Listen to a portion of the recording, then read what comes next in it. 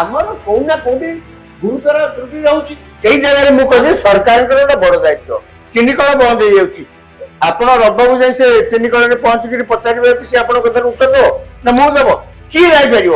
ଯାହାଙ୍କର କ୍ଷମତା ଅଛି, ଯିଏ ସରକାରରେ ଅଛନ୍ତି, କାହିଁକି ବନ୍ଦ ହବ? ରବି ଅମଳ ଆସିବ, ଆପଣଙ୍କର କହିବା କଥା ଯେ ଯାହାକୁ ନେଇଥିଲେ ତାକୁ ରଖିବାକୁ ଜାଗା ନାହିଁ, ପୁଣି ଏଇଖିଣା ନେବେ, ତାକୁ କଣ କରିବେ? ଏବଂ ଏମିତିଆ ପରିସ୍ଥିତିରେ ସରକାର ତାକୁ ନିଲାମ କରିବେ। ଆପଣ ଇଏ ଆଣୁଛନ୍ତି କାହିଁ ଚାଷୀଙ୍କଠୁ, ପୁଣି ନିଲାମ କରୁଛନ୍ତି କାହିଁକି? ଏ କାହାର ଲାଭ ହଉଛି ଆ ଦ୍ୱାରା? नमस्कार, न्यूज रूम को स्वागत करुछि मु अभिन्न आशुतोष। राज्य सरकार केते धान किनिबे एहाकु नै बड़ धरणर राजनैतिक बयानबाजी सामना को आसे। मंडीर समस्या नै चाषींकर अनेक अभियोग सामना को आसे, तथापि सरकार कहउचंती आमे सबु धान किनि देबु। एई सबु धानर संज्ञा कोन? केते धान सरकार किनिबे? चाषी जो कसरत करी, जो परिश्रम करी निजर उत्पादन करिसंती, सेमाने केते भाग सरकार को बिकिबे, केते भाग बळका जई रहि जिबार आशंका रहिछि। ए तमाम प्रसंग भितर चाषींकर लाभ केते हेबो ताहा हेउछि मूल कथा। याकु नै आलोचना करिबा। आम सहित श्रीयुक्त रवि दास वरिष्ठ सांबादिक अछंती, आम सहित श्रीयुक्त राजाराम सतपथी अछंती वरिष्ठ सांबादिक। आलोचना को आरंभ करिबा। श्रीयुक्त दास, प्रकृत रे वर्तमान समय रे जो वातावरण रहिछि एवं सरकार जेते मात्रा रे धान बा चाउल किनुचंती चाषींक ठारू, ଏହା ओडिसा रे चाषींकर जो आवश्यकता ताकू पूरण करूछि कि बा साधारण चाषी जेते आशा रखिथाए से आकांक्षा को पूरण करूछि कि? ने देखो तो से आशा जे सबु चाषी जहाँ धान उत्पादन कर धान खटी हम यहाँ प्रोसेस आशा चाषी चाहूले वो से अनुसार प्रोसेस भी दिखाई जे हम 31 धान बढ़ेदेले मैंने एमएसपी चु आहरी 800 टंका अधिका इनपुट सब्सिडी जरिया बहुत लोग गला पूर्व होता ये बढ़ी जाइए भल पाग होता किंतु सरकार जो अनुसार कहते धान खरीदी करिए बोली आपण देखिए वर्ष आरंभ से विवाद रही सरकार गत धन कि पार सब जाक एथर 50% आमर जी प्रोडक्शन होची तार 50% आम मैक्सिमम सरकार धान किणुचंती विभिन्न पर्याय तेणु गुड़ाए लोक आसुचंती किंतु पाखापाखि 63 लाख मेट्रिक टन चाउलर टार्गेट जहाँ रहउछि एथरक गला बर्षर सेटा थिला एथर मत सेया एबो सेही परिवार धान पाई कि मध हमर जति कि राज्यर चाहिदा जति हमर नेशनल फूड सिक्योरिटी एक्ट हो अन्य अनुसार से चाहिदा कि यथेष्ट अधिका एबो से चाहिदा पूर्ण कला पर हम राज्य पैसा दान रहउछि राज्यर चाहिदा बाद एफसीआई तार जति एफसीआई वो टार्गेट दउछि प्रति वर्ष एफसीआई बद गोटे टार्गेट दउछि सेतिकर पैसा से देबो एमएसपी पैसा से देबे ना अर्थात जेता बाद ता थारु अधिक धान उत्पादन हेउछि जेउथि पई समस्या की नहीं खाली समस्या नो जो परिमाण धान माने खर्च करूचंती कले से पुनी चावल होछि से चावल यदि चावल न उठिला एफसीआई गला पर चावल तथाई बळका रहिला यदि गोदामरु मिलर मिल मानकरु चावल न उठिला यदि खरीफ धान उठिनी गला वर्ष धान उठी नथिला ए वर्ष खरीफ धान ने रखियो कोठी से बर्तमान रबी आसीबो तो रखियो कोठी तेणु होची राज्य सरकार बाबुची से धान किछि चावल लोक पाई विनियोग करदा पे जेमति करे करचनी मुख्यमंत्री अन्नपूर्णा योजना रे आउ 5 किलो लेखा 10 किलो चावल मिलिबो आगु 5 किलो दिया होतला आउ 5 किलो दिया जिवो 10 किलो हो जिवो ता छडा एकदम राज्य सरकार से ता बाद तो बळका रहउची किछि चावल एथरक पब्लिक ऑक्शन रे मध 1 लाख 2 लाख टन चावल पब्लिक ऑक्शन मध ओके मुसा फेरी भी आपण पाखकु श्रुत सतपथी आपणकर मत कोन जे वर्तमान समय रे टार्गेट पूर्ण होई जाउची एनु विकल्प व्यवस्था कथा चिंता करबा दरकार। श्रीयुक्त रवि दास जा कहउचंती चावलर ऑक्शन हबो पब्लिक ऑक्शन करा जिवो काहे कि ना बिक्री बटार मार्केट ताको वाइड करा जिवो असुविधा कोन कोन टार्गेट पूरी जाउची आपण प्रश्न बुझ परलेनी वर्तमान समय रे जेते आवश्यक करूचंती सरकार बा सरकार मुताबिक जेते सरकार 63 लाख मेट्रिक टन सरकार ए खरीद आगे चावल संग्रह करे बोली करतले माने धान 93 लाख मेट्रिक टन हेले से चावल हबो 63 लाख मेट्रिक टन ए खरीफ सीजन पे सरकार टार्गेट रखतले जा कहतले आपण के सभा आगे ଆପଣ କହୁଛନ୍ତି ସେ ଟାର୍ଗେଟ ବର୍ତ୍ତମାନ ସରକାରଙ୍କ ପୂରଣ ହେଇ ଆସିଲାଣି। ଆଜ୍ଞା ତାପରେ ଆପଣ କହୁଛନ୍ତି ସରକାର ପୁଣି କିଣିବେ ବୋଲି କହିଛନ୍ତି। ପୁଣି ରବି ହଉଛି, ପୁଣି ରବି ହବ। ପୁଣି ରବି ଅମଳ ପୁଣି ତାପରେ ରବି ଅମଳ ଆସିବ। ଆପଣଙ୍କର କହିବା କଥା ଯେ ଯାହାକୁ ନେଇଥିଲେ ତାକୁ ରଖିବାକୁ ଜାଗା ନାହିଁ, ଏକ୍ଜାକ୍ଟଲି। ପୁଣି ଏଇଖିଣା ନେବେ, ତାକୁ କଣ କରିବେ? ଏବଂ ଏମିତିଆ ପରିସ୍ଥିତିରେ ସରକାର ତାକୁ ନିଲାମ କରିବେ। ସରକାର ମୁଁ ଜାଣିନି ଘୋଷଣା କଲେଣି ନିଲାମ କରିବା ପାଇଁ।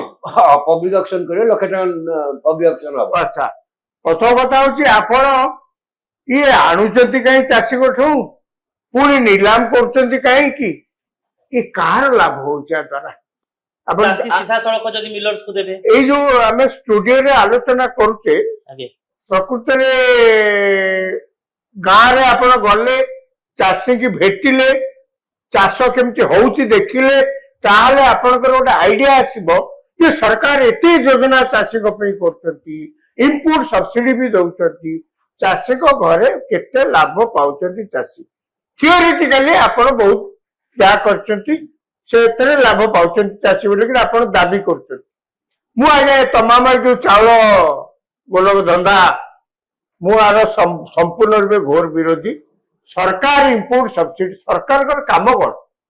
ସରକାର ଯିଏ ସରକାରକୁ ଆସନ୍ତି ତାଙ୍କର ପ୍ରଥମ କାମ ହେଲା, ମୁଁ କହୁନି ଯେ ଆପଣ ରାତାରାତି ବ୍ୟବସ୍ଥାଟାକୁ ବାଙ୍କିରେ ଫୋପାଡ଼ି ଦିଅନ୍ତୁ, ମୁଁ ସେ ସପକ୍ଷବାଦୀ ନୁହେଁ। ମୋର ଖାଲି କହିବା କଥା, ସରକାର ଆଜି ପର୍ଯ୍ୟନ୍ତ କେବେ, ପୂର୍ବ ସରକାରକୁ ଆପଣ ଦେଖିଛନ୍ତି, ଏ ସରକାର 2 ବର୍ଷ ହେଲାଣି, ସରକାରଙ୍କ କାମ ହେଲା ଲୋକେ କିଭଳି ଭାବରେ କଣ ନା କଣ ଫସଲ କଲେ ଯୋଉଥିରୁ ତାଙ୍କର ଅଧିକା ଲାଭ ହବ, ତା ପାଖକୁ ଦୌଡ଼ିବାକୁ ପଡିବନି, ମୋଟାମୋଟି କହିବାକୁ ଗଲେ ନିଜ ଗୋଡରେ ନିଜେ ଛିଡା ହେବେ। ଆପଣ କଣ କଲେ ଏଇଟା ହେଇପାରିବ? ଆଜ୍ଞା ପିଢି ଧରିକିରି ଆମେ ଦେଖି ଆସିଛୁ ସେଇ ଧାନ ଚାଷ। ଆମେ କୋଉ ମାନେ ଏମିତି ଗୋଟେ ଆଧୁନିକ ପ୍ରଣାଳୀରେ ଧାନ ଚାଷ ବି ଆମର ଏଠି ଓଡିଶାରେ କିଛି ହୁଏନି। ଏଇ ଟ୍ରାଡିସନାଲ ମେଥଡରେ ଧାନ ଚାଷ ହୁଏ। ଆମେ ଏମିତି କରି ଆମେ ଚାଷୀ ମାନଙ୍କୁ ଗୋଟେ ମଡର୍ନ ୱେ କେମିତି ଧାନ ଚାଷ ହେଇପାରିବ, ତା ଦେହରୁ ଅଧିକା କେମିତି ଫଳିବ, ସେଥିରୁ ବାସୁମତୀ ଚାଉଳ ଆପଣ ଦେଖନ୍ତୁ, ଛତିଶଗଡ଼ 2000 ମସିହାରେ ଗୋଟେ ରାଜ୍ୟ ହେଇଥିଲା। ସେ ରାଜ୍ୟର ଅଧେ ଅଞ୍ଚଳ ହଉଛି ମାଓଇଷ୍ଟ ପ୍ରପୀଡ଼ିତ, ବାକି ଅଧେ ଅଞ୍ଚଳକୁ ସେମାନେ ଏତେ ପରିଶ୍ରମ, ହାଡ଼ଭଙ୍ଗା ପରିଶ୍ରମ କରିକି କରନ୍ତି। ଆଜିକା ଦିନରେ ଭାରତ ବର୍ଷରେ ଯେତେ ରାଜ୍ୟରେ ବାସୁମତୀ ଚାଉଳ ହଉଛି, ତା ଭିତରେ ସେ ଗୋଟେ ଲିଡିଂ ରାଜ୍ୟ। ତାର କାରଣ କଣ? ଆମେ ଓଡିଶାରେ ଧାନ ହଉଛି ଆମର ମୁଖ୍ୟ ଫସଲ, ପିଢି ଧରି ଆମେ ଧାନ ଚାଷ କରି ଆସୁଛୁ। ଆଜ୍ଞା କଣ ତା ଦେହରୁ ମିଳିଛି? କିଛି ଇମ୍ପ୍ରୁଭମେଣ୍ଟ କିଛି ନାହିଁ। ତାର କାରଣ ଇଏ ସରକାର ଚାଉଳ ବାଟିବା ନାଁରେ, ଧାନ କିଣିବା ନାଁରେ ଚାଷୀଙ୍କୁ ପ୍ରକୃତରେ ପଙ୍ଗୁ କରୁଛନ୍ତି, ଆଉ କିଛି ନୁହେଁ। ଆପଣ ଏହା ଦ୍ୱାରା ଯଦି କିଣିବେନି ଆଉ କିଏ କିଣିବ? ଯଦି ସରକାର ଗୋଟେ ଅପସନ ରଖୁଛନ୍ତି, ଆପଣଙ୍କୁ ସରକାରଙ୍କ କାମ ହେଲା ପ୍ରଥମେ ଆସୁ ଆସୁ କ୍ଷମତାକୁ ପ୍ରଥମେ କାମ ହେଲା ଆପଣଙ୍କୁ କହିବାକୁ ପଡିବ, ସରକାରଙ୍କୁ ଆପଣଙ୍କୁ କହିବାକୁ ପଡିବ କଣ କଣ ନୂଆ ନୂଆ ଫସଲ ଅଛି, ତାକୁ କଲେ ଆପଣ ୟାଠୁ ଅଧିକା ପଇସା ପାଇବେ। ଆଜିକା ଦିନରେ ମୁଁ ଆପଣଙ୍କୁ କହୁଛି, ଆଜିକା ଦିନରେ ରବ ମଧ୍ୟ ଅଛନ୍ତି। ଗୋଟେ ସେକେଣ୍ଡ ଆପଣ ମାର୍କେଟକୁ ଯାଆନ୍ତୁ, ଯେତେ ପରିବା କିଣୁଛନ୍ତି ଓଡିଶାରେ କେତେ ହଉଛି ପରିବା, ଆପଣ ଯଦି କରିବେ ଅଧିକା ପଇସା ପାଇବେ। ଗେଣ୍ଡୁ ଫୁଲ ପଶ୍ଚିମବଙ୍ଗରୁ ଆସୁଛି, ଆଳୁ ଆମେ ପିଲାଦିନ ଆପଣ ଆଜ୍ଞା ଦେଖିଥିବେ ଆଳୁ ଚାଷ ଗାଁରେ ସବୁ ହୁଏନି, ଲୋକ କରନ୍ତିନି। କିଏ କୋଉଠି ଆଳୁ କିଣୁଥିଲା ଆଜ୍ଞା, କିଏ କୋଉଠି ପିଆଜ କିଣୁଥିଲା? ଆଜିକାଲି କାହିଁ କରୁନାହାନ୍ତି? ଆଜ୍ଞା କିଛି ରଖିବାକୁ କୋଉଠି ଜାଗା ନାହିଁ। ବିଲ୍ଡିଂ କୋଠା ଘର ସବୁ ହେଇଗଲା, ମାଟି ଘର ଚାଳ ଘରରେ ସିନା ଥଣ୍ଡା ହଉଥିଲା, ଆଳୁ ରହୁଥିଲା, ବେଶୀ ପଚୁ ନଥିଲା। ଏବେ କୋଠା ଘର ସବୁ ଚାରିଆଡେ ହେଇଗଲା, କୋଠା ଘର ଚାରିଆଡେ ହେଇଗଲେ ସେ ଗରମ ହଉଛି ଖରା ଦିନେ, ଆଉ ସେ ଆଳୁ ଆଜ୍ଞା 15 ଦିନ ରହିବାକୁ ପଚିଗଲାଣି। ଲୋକେ ଆଉ ଆଳୁ ଚାଷ କରୁଛନ୍ତି? ଆପଣ ଦେଖୁଛନ୍ତି? ଆପଣ କହିବା ପାଇଁ ଚାହୁଁଛନ୍ତି କି ଯେ ଯେତିକି ଆପଣ କେବଳ ଗୋଟେ ନୂଆ ଆପଣ ଗୋଟେ ନୂଆ ଚିନ୍ତାଧାରାରେ ଚାଷୀଙ୍କର ଯେମିତି ପ୍ରକୃତ ଲାଭ ହବ ଏକଥା କରୁନାହାନ୍ତି। ଆପଣ ଟ୍ରାଡିସନାଲ ଭାବରେ ଲୋକ ଚାଷ କରୁଛନ୍ତି, ଆପଣ ଏମିତିଆ ଗୋଟେ କିମ୍ଭୂତ କିମ୍ବାକାର ପରିସ୍ଥିତି ସୃଷ୍ଟି କରି ଚାଉଳ ବାଣ୍ଟିବୁ ମାଗଣା, ଧାନ କିଣିବୁ, ଏମିତି କରିକିରି ଆପଣ କେବଳ ରାଜନୈତିକ ଫାଇଦା ନବା ଛଡା ଆଉ କାହାର କିଛି ଲାଭ ହଉନି। କିନ୍ତୁ ଗୋଟେ ଗୁରୁତ୍ୱପୂର୍ଣ୍ଣ କଥା ହେଲା, ଗୋଟେ ସରକାର ଯେତେବେଳେ ଆସିଛନ୍ତି ସେମାନେ କାହିଁକି ଲୋକ ହିତକାରୀ ଯୋଜନା ଜରିଆରେ ବାଣ୍ଟିବା ପାଇଁ ଯଦି ଉଦ୍ୟମ କରୁଛନ୍ତି ବା କୌଣସି ପ୍ରକାର ପବ୍ଲିକ ଅକ୍ସନ କରୁଛନ୍ତି, ତାକୁ ବିରୋଧ କାହିଁକି କରାଯିବ? ଶ୍ରୀଯୁକ୍ତ ରବି ଦାସ, ଇଏ ଗୋଟେ କିନ୍ତୁ ଇଏ ଗୋଟେ ୱାଇଡ ଅକ୍ସନ। ରାଜନ ଯୋଉ କଥାଟି କହିଲେ ସେଇଟା ମୌଳିକ କଥା। ଦେଖନ୍ତୁ, କଥା ହଉଛି ଏଇ କଥାଟି କରିବ କିଏ? ଏଇ ଯୋଉ କଥାଟି ଗୋଟେ ସରକାର ଦାୟିତ୍ୱ ନବ, see from the day one kharif season बहुत पूर्व ସେମାନେ ତ ଏଇ ଆମର ଚାଷ ନୀତି ଏଇ କ୍ରମରେ ଆମେ କରିବୁ ଯେମିତି ଭାବରେ ବର୍ତ୍ତମାନ ଧାନ ସଂଗ୍ରହ ପାଇଁକା ଆପଣ ଇନପୁଟ ସବସିଡି ନେଉଛନ୍ତି ଆଉ କୋଉ ଫସଲ ପାଇଁ ଇନପୁଟ ସବସିଡି ପଇସା କିଣୁଛନ୍ତି କି ଆପଣ କିନ୍ତୁ ଆପଣ କରୁଛନ୍ତି ସରକାର ଏଇଟା ଏନକରେଜ କରିବେ କି କଥା କି ନାହିଁ କରୁଛି କି କରୁନି ତେଣୁ ଯେହେତୁ କିନ୍ତୁ ମିଲେଟ କଥା ଆପଣ ଦେଖନ୍ତୁ କାହିଁକି ମିଲେଟ କଣ ଆମ ଗାଁ ଆଡେ ମାଣ୍ଡିଆ ହଉନଥିଲା ନାଇଁ ତେଣୁ ଯୋଉ ଲୋକମାନେ କରିଛନ୍ତି ଆମେ କିନ୍ତୁ କଣ କହୁଛୁ ତମେ ତ ତାଙ୍କୁ ଅନ୍ନ କଲା ନାହିଁ ଅନ୍ନ କରିବା ପାଇଁ ଦରକାର ପରିବେଶ କଲା ନାହିଁ ଲୋକ ଯଦି କରିଛନ୍ତି ସେଥିରେ ଧାନରେ ଆମର ଯୋଉ ରେଟ୍ ଅଛି ଗୋଟେ ପ୍ରଫିଟେବଲ ପ୍ରାଇସ୍ କିଛି ଦବା ପାଇଁ ହେଲେ ତମକୁ କିଣିବାକୁ ପଡିବ ତମେ ଆଣିକି ପଛିକେ ଧାନ ଚାଉଳ ବାଣ୍ଟ କିନ୍ତୁ ନହେଲେ ତ ଚାଉଳ ଚାଷ ମରିଯିବ ସମସ୍ତେ କିନ୍ତୁ ଗୋଟେ ପ୍ରାଇଭେଟ ସେକ୍ଟର ରହିଛି କି ନାହିଁ ଯୋଉମାନେ କିନ୍ତୁ ଛୋଟ ଯୋଉ ଛୋଟ କଥାଟି ମିଲ୍ କହିଲେ, କରୁଛନ୍ତି, ସେମାନେ ଏଇଟା କଣ କିଏ ସବୁବେଳେ କରିବ? ପବ୍ଲିକ ଗଭର୍ଣ୍ଣମେଣ୍ଟ ଉପରେ ନିର୍ଭରଶୀଳ ହୋଇ ରହିବେ ଗୋଟେ ପ୍ରାଇଭେଟ ସେକ୍ଟର କାହିଁକି କାମ କରିବ ନାହିଁ ସେ ଚାଷୀଙ୍କ ସହିତ କାହିଁକି ଡିଲ୍ କରିବ ନାହିଁ ପ୍ରାଇଭେଟ ସେକ୍ଟର କଥା ନୁହେଁ ଗଭର୍ଣ୍ଣମେଣ୍ଟ ଯୋଉ ପଲିସିଟା କରିବ ସବୁବେଳେ ଗଭର୍ଣ୍ଣମେଣ୍ଟ କରିଦବ କି କିନ୍ତୁ ଗଭର୍ଣ୍ଣମେଣ୍ଟ ପଲିସିଟା ଏପରିବା ଦରକାର ଯୋଉଟା ଲୋକଙ୍କୁ ବାଟ ବତେଇବ ଯେ ଏଇଆ କରିବୁ ଅନେକ କଥା ଯେତେବେଳେ ରାଜ୍ୟରେ ହଉନଥିବ ସେଇଥିଲାଗି ମୁଁ କହିଲି ଆପଣ ଯାହା କହୁଛନ୍ତି ଠିକ କଥା ମୁଁ ମଧ୍ୟ ସେଇ କଥା କହିଲି ସରକାର ଆସୁ ଆସୁ ଏଇଗୁଡାକ ସବୁ ବନ୍ଦ କରିଦେଇ ଆଗେ ଅର୍ଡର କରିଦବ ଏଇଆ କର ବୋଲି ନା ଆପଣ ଗୋଟେ ସ୍ଲୋଲି ଗୋଟେ ଚେଞ୍ଜ ଯେତେବେଳେ ଆଣିବାକୁ ଚାହାନ୍ତି ଆପଣ ତ ସ୍ଲୋଲି ଗୋଟେ ଆପଣ ତ କୋଉଠି ଗୋଟେ ଆରମ୍ଭ କରିବେ କାହିଁ କରୁନାହାନ୍ତି ସେଇଟା ହଉଛି ମୂଳ କଥା ଆଜ୍ଞା କୁଟାଏ ଖଣ୍ଡକ ଦିଖଣ୍ଡ କରୁନାହାନ୍ତି ସରକାରରେ ଖାଲି ବସିଛନ୍ତି କିଛି କରୁନାହାନ୍ତି ଯେ ଯେତେବେଳେ ଗୋଟେ ସରକାର ଶାସନ ସମ୍ଭାଳୁଛନ୍ତି ସେମାନେ ଯଦି ପ୍ରାଇଭେଟ ସେକ୍ଟର ପାଇଁ ଯଦି ସ୍କୋପ ରହିବ ଆଜ୍ଞା ପ୍ରାଇଭେଟ ସେକ୍ଟର ପାଇଁ ସ୍କୋପ ରଖିବା ପାଇଁ ପରା ମୋଦି ତିନିଟା ଚାଷୀ ଆଇନ ଆଣିଥିଲେ ତାକୁ ଆପଣ ମାନେ ଏମିତି କଲେ ଅବସ୍ଥା ଯେ ସେ ବାଧ୍ୟ ହେଇକି ତାକୁ ବାନ୍ଧି ବୁନ୍ଧିକି ନେଇକି ପଳେଇଲେ ସେ ଆଜ୍ଞା କରିନଥାନ୍ତେ କଥା ହଉଛି ଆମେ ଆକୁ କରିପାରିବା ଯେମିତି ଆପଣ କହିଲେ ଓଡିଶାରେ ଯେତିକି ଚିନି କଳ ଥିଲା ଚିନି କଳ କାହିଁ ବନ୍ଦ ହେଇଯାଉଛି ଓଡିଶାରେ ଚିନି କଳ ବନ୍ଦ ହେଇଯାଉଛି ଅନ୍ୟ ଆଡେ ଚିନି କଳ ଲାଭ ନଉଛି ଓଡିଶାରେ ଚିନି କଳ ବନ୍ଦ ହେଇଯାଉଛି ବୁଝା ମତେ ଧାନ ତା ଅର୍ଥ ଆମର କୋଉଠି ନା କୋଉଠି ଗୁରୁତର ତ୍ରୁଟି ରହୁଛି ଏଇ ଜାଗାରେ ମୁଁ କହିବି ସରକାରଙ୍କର ଗୋଟେ ବଡ ଦାୟିତ୍ୱ ଚିନି କଳ ବନ୍ଦ ହେଇଯାଉଛି ଆପଣ ରବାବୁ ଯାଇ ସେ ଚିନି କଳରେ ପହଞ୍ଚିକିରି ପଚାରିବେ ସେ ଆପଣଙ୍କ କଥାରେ ଉତ୍ତର ଦେବ ନା ମୁଁ ଦେବ କିଏ ଯାଇପାରିବ ଯାହାଙ୍କର କ୍ଷମତା ଅଛି ଯିଏ ସରକାରରେ ଅଛନ୍ତି କାହିଁକି ବନ୍ଦ ହବ ଆପଣ ଦେଖିବେ ତାଙ୍କର ଖୋଜି ଖୋଜିକି ଯଦି ବାହାର କରିବେ ଏଇ ଯୋଉ ପଲିଟିକାଲ ଇଣ୍ଟରଫିୟରେନ୍ସ ଗୋଟେ ବଡ ଫ୍ୟାକ୍ଟର ଚିନି ଆଡକୁ ଯିବାନି ଆମର ପ୍ରସଙ୍ଗ ସୀମିତ ରହିଛି ଚାଉଳ ଧାନ ଏବଂ ଏହାର କିଣା ବିକା ବିଷୟରେ ମୁଁ କହୁଛି ଚାଉଳଟା ବିଷୟରେ ମୁଁ କହୁଛି ଏଇ ଯୋଉ ଭାବରେ ବର୍ତ୍ତମାନ ଚାଉଳ ଅକ୍ସନରେ ମୁଁ ବିରୋଧୀ ନୁହେଁ କିନ୍ତୁ ବର୍ତ୍ତମାନ ଏଇ ଯୋଉ ଚାଉଳ ପୁଣି 5 କିଲୋ ଲେଖା ଆଉ ଆମେ ମାଗଣା ଦବୁ ମୁଁ ଦେଖିବା ବେଳେ ଦୃଷ୍ଟି ଗୋଟେ ଏନକରେଜ ଲୋକ ନଷ୍ଟ ହବା ଅପେକ୍ଷା ଲୋକ ଯଦି ପାଇଲେ ଆଉ କିଛି ଲୋକଙ୍କୁ ଦିଆଗଲା ଅସୁବିଧା ନାହିଁ କିନ୍ତୁ ଆଜି ସେ ଆଧାର କଣ ହଉଛି ମାନସିକତା ଆପଣ ସୁପ୍ରିମକୋର୍ଟ ତ କହୁଛନ୍ତି ଯେ ମାଗଣା ଦେବା ଉଚିତ ନୁହଁ ହଉଛି ଏଭଳି ବ୍ୟବସ୍ଥାଟା ଲୋକ ଡିମାଣ୍ଡ କରିଛନ୍ତି କି କୋଉଠି ଓଡିଶାର ଲୋକ ଡିମାଣ୍ଡ କରିଛନ୍ତି ଆଉ 5 କିଲୋ ଚାଉଳ ଦିଅନ୍ତି କୋଉଠି କରୁନାହାନ୍ତି ଏ ଚାଉଳକୁ ଆପଣ ଦେଖିବେ ଲୋକ ତା କରୁନାହାନ୍ତି ୟାକୁ ଆପଣ ଦେଖିବେ ଯୋଉ 5 କିଲୋ ଅଧିକା ହେଇଗଲା ଚାଉଳ ସବୁ ଦେବେ ତହବିଲରୁ ଗୋଟେ ପଇସା ବିନିର୍ଭୟ ହବ ଏବଂ ସେଇ ଚାଉଳ ବାଣ୍ଟିବା ନାଁରେ ସେଗୁଡିକ ସବୁ ଯୋଉ ଦଲାଲ ମାନଙ୍କ ପକେଟ ମିଲର ବ୍ରୋକର ଡିଲର ବାସ୍ ବାସ୍ ଏଇମାନେ ଲାଭ ନେବେ ଆପଣ ଦେଖିବେ କାହିଁକି ଯାହା ଆପଣ କହିଲେ ଲୋକ କୋଉଠି ଆପଣଙ୍କୁ କହିଛନ୍ତି 5 କିଲୋ ଲେଖା ଦିଅ ବୋଲି ଗୋଟେ ସ୍ପେସ୍ ତିଆରି ହବ କି ନାହିଁ କଣ ସ୍ପେସ୍ ଗୋଟେ ଚାଉଳ ଯେତିକି ଗଚ୍ଛିତ ଅଛି ଚାଉଳ ଯେତେବେଳେ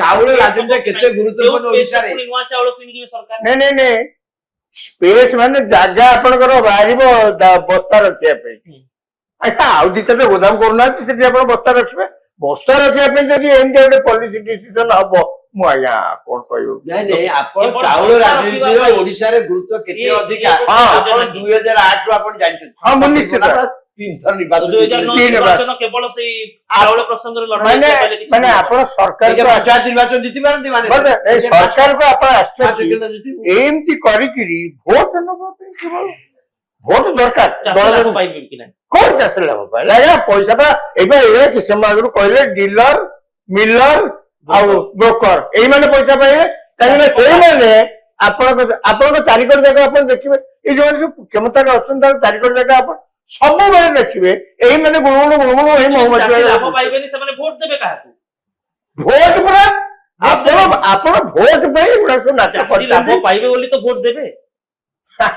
ଚାଷୀ କେହି କିଛି ପାଇବେନି ଚାଉଳ ଆଜ୍ଞା। ରାଜନୀତି ଭାରି ଗୁରୁତ୍ୱପୂର୍ଣ୍ଣ। ଚାଉଳ ରାଜନୀତି ଭାଇରେ ଚାଷୀ କିଛି ପାଇବେନି ଚାଷୀ actually। କିଛି ପାଇବେନି ଶ୍ରୀଯୁକ୍ତ ରବି ଦାସ ପ୍ରକୃତରେ ଆଉ ଭୋଟ ଦେବେ କାହିଁକି? ନାଇଁ ନାଇଁ ଏଇଠି ଭୁଲ ବୁଝିଲେ, ଚାଷୀ ପାଉଛନ୍ତି ପରା। ହୁଁ। ଏଇ ଯଦି କିଣିଲେ ଆପଣ ଯାହା କରନ୍ତୁ କାହିଁକି ଆମର ଧାନ କିଣା ହେଲା। ଆରେ ଚାଷୀ- ଆମର ଧାନ କିଣା ହେଲା, ଶୁଣନ୍ତୁ ଆଜ୍ଞା, ଧାନ ଯୋଉ କିଣ।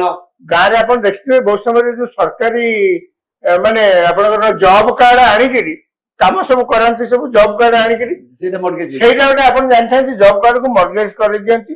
ସିଏ ଯାଆନ୍ତିନି ବିଲକୁ। ମୋ ନାଁରେ ଜବ କାର୍ଡ ଅଛି, ମୁଁ ବିଲକୁ ଯାଉନି, କାମ ବି କରୁନି, ମୋ ନାଁରେ ମେସିନ କାମ କରୁଛି। ମତେ ମଜୁରୀଟା ଯେତିକି ମିଳିବା କଥା 20% ତା ଦେହରେ କି 50% ମତେ ଦେଇଦେଲେ ମୁଁ ଆଜ୍ଞା ସେତିକିରେ ମାଲାମାଲ ଖୁସି। 20% Okay. ଖୁସି। ବାସ୍ ମୁଁ ସେତିକିରେ ଖୁସି। ହଁ। ଏଇ ଯୋଉ 5 କିଲିଆ ଏ ଆପଣ ଦେଖିବେ ସେଇ ଅବସ୍ଥା ହବ। Okay. ଆପଣ ଯୋଉ ଚାଷୀ ଲାଭ ନେବେ ହୁଁ। ମୋଟେ ଏ ଚାଷୀ ବ୍ୟବସ୍ଥା ଲୋକ ନେବା। କିନ୍ତୁ ମୁଁ ନିର୍ବାଚନ କହିଲି ପଞ୍ଚାୟତ କିଛି ଲୋକ- ନିର୍ବାଚନରେ ଏହାର ପ୍ରଭାବ ରହିବ। ଆରେ ହଁ। ସିଏ ଚାଷୀ ଆଣିକି ତାଙ୍କୁ ବାହାରେ ବିକି ଦଉଛନ୍ତି। ହଁ। 30 ଟଙ୍କା କିଲୋ ବିକି ଦେବେ ନା ନାଇଁ? ହଁ ସେ ଚାଷୀ ମତେ କୁହନ୍ତୁ ଏହାର ନିର୍ବାଚନୀ ପ୍ରଭାବ କଣ ରହିବ? ରହିବ, ନିଶ୍ଚିତ ଜିତିବେ। ପଲିଟିକାଲ ଶ୍ରୀଯୁକ୍ତ ଦାସ, ଆପଣଙ୍କ ଆସୁଛି ଏଇ ଯୋଉ ମୁଁ କହିଲି ଓଡିଶାରେ ଚାଉଳ ରାଜନୀତି ଭୋଟ ଉପରେ ପ୍ରବଳ ପ୍ରଭାବ ପକାଏ। ଏଇଟା ଆମେ ସବୁ ଜାଣିଛେ। ହୁଁ। ଆମେ ଏଇଟା ଦେଖି ଆସିଲୁ। ଏ ଆଗକୁ ପଞ୍ଚାୟତ ନିର୍ବାଚନ ଅଛି, ତାକୁ ତ ଆଖି ଆଗରେ ବି ଏଇଟା କରାହେଇଛି ନା। ଓକେ, ଚାଉଳ ରାଜନୀତି ଭିତରେ ଚାଷୀଙ୍କ ଆକାଂକ୍ଷା ପୂରଣ ହେଉଛି କି, ଚାଷୀଙ୍କ ସମସ୍ୟାର ସମାଧାନ ହେଉଛି କି, ଏବଂ ସବୁଠାରୁ ବଡ କଥା ଦର୍ଶକ ବନ୍ଧୁ, କେତେ ଟାର୍ଗେଟ ରଖୁଛନ୍ତି ସରକାର ଏବଂ ଏହି ଟାର୍ଗେଟ ପରେ ଯୋଉ ଧାନ ବା ଚାଉଳ ରହିଯାଉଛି ତାହାର ବିକ୍ରି ବଟା ନେଇ ଗୋଟେ ଧାର୍ଯ୍ୟ ନିୟମ ରହୁଛି କି, ଯାହା ଚାଷୀଙ୍କ ପାଇଁ ହିତକର ହେବ, ଯାହା ଦ୍ୱାରା ଗୋଟେ ସୁରୁଖୁରୁ ବ୍ୟବସ୍ଥାରେ ସେମାନେ ଏହି ଚାଉଳ ସବୁକୁ ବିକ୍ରି କରିପାରିବେ। ଏ ତମାମ ପ୍ରଶ୍ନ ଆଉ ପ୍ରସଙ୍ଗ ଗୋଟେ ପ୍ରଶ୍ନ ହୋଇ ରହିବ ଏବଂ ଆଲୋଚନା ପରେ ଅପେକ୍ଷା ରହିବ ଯେ ବର୍ତ୍ତମାନ ରାଜ୍ୟ ସରକାର ଚାଉଳ କିଣାକୁ ନେଇ ଯେଉଁ ନିଷ୍ପତ୍ତି ନେଉଛନ୍ତି, ଚାଉଳ ବାଣ୍ଟିବାକୁ ନେଇ ଯେଉଁ ନିଷ୍ପତ୍ତି ନେଉଛନ୍ତି, ଏହାର ପ୍ରଭାବ ଭୋଟ ରାଜନୀତି ଉପରେ କଣ ପଡୁଛି। ନ୍ୟୁଜ ରୁମ ର ବିତର୍କକୁ ଏଇଠି ରଖୁଛୁ। ଅଧିକ ଖବର ଏବଂ ଏଭଳି ବିତର୍କ ଏବଂ ଆଲୋଚନା ଦେଖିବା ପାଇଁ ଆମକୁ ସୋସିଆଲ ମିଡିଆରେ ଲାଇକ୍ କରନ୍ତୁ, ସେୟାର କରନ୍ତୁ ଏବଂ ନ୍ୟୁଜ ରୁମ ର ଫେସବୁକ୍ ଏବଂ ୟୁଟ୍ୟୁବ ହ୍ୟାଣ୍ଡେଲ ରେ ଆମ ସହିତ ଯୋଡି ହୋଇ ରୁହନ୍ତୁ। ରହୁଛି, ନମସ୍କାର।